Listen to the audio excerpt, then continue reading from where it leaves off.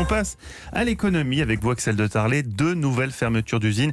2 sucreries Saint-Louis dans le nord de la France vont fermer et son propriétaire refuse toute reprise du site. Voilà, alors les 2 usines en question, ce sont 2 usines donc de raffinage à Cagny, c'est dans le Calvados, et à Ebbville dans la Somme. Donc 130 emplois menacés, mais surtout, derrière ces 2 usines de raffinage, il y a des milliers d'agriculteurs, des producteurs de betteraves qui apportent leurs betteraves dans ces usines de raffinage pour ensuite être transformées en sucre.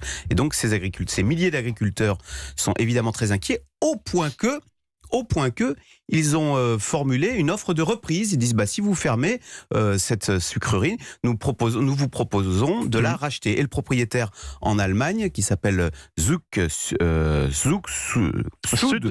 voilà, a dit non, nein, et il joue franc jeu. Il dit non, si nous arrêtons la production de sucre, ça n'est pas pour la proposer à d'autres, c'est bien pour retirer des capacités du marché. Donc vous voyez, les Allemands disent non, nous voulons fermer, nous ne voulons absolument pas que d'autres puissent reprendre ces 2 sucreries. Mais la loi n'oblige pas les grands groupes à chercher un repreneur en cas de fermeture d'un site? Bingo, c'est la loi Florange, donc initiée sous François Hollande. Alors là, ils sont habiles techniquement, les Allemands. Que font-ils? Techniquement, ils ne ferment pas ces 2 usines de production, ils vont les transformer en zone de stockage. Donc vous voyez, alors il y aura plus que 5 ou 6 gugus qui vont garder des betteraves.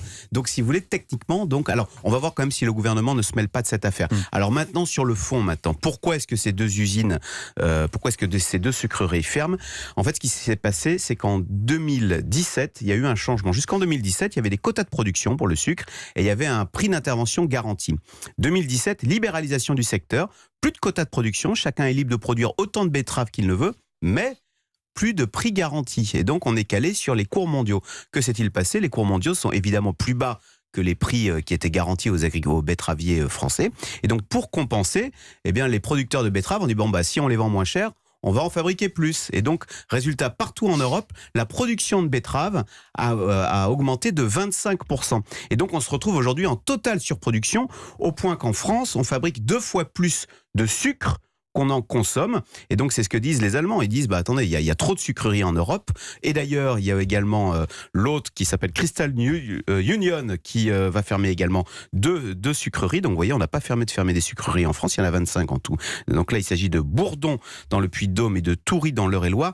Mais c'est ça qui est compliqué dans le domaine alimentaire. C'est comme il s'agit de quelque chose de stratégique et de souveraineté, on a du mal à accepter les règles de la mondialisation parce que personne ne veut dépendre de l'extérieur pour son alimentation. Et donc, chacun pousse sa production locale. Et donc, de temps en temps, on a des crises de surproduction. On l'a vu dans le lait, on l'a vu dans la viande de porc et on le voit aujourd'hui dans le sucre. Lui, il soutient la filière. Il met toujours 2 sucres dans son café. Mickaël Darmon. Oui, l'essayiste l'essayiste Yuval Harari explique que le sucre tue plus que le terrorisme. Oui, c'est vrai. Aussi.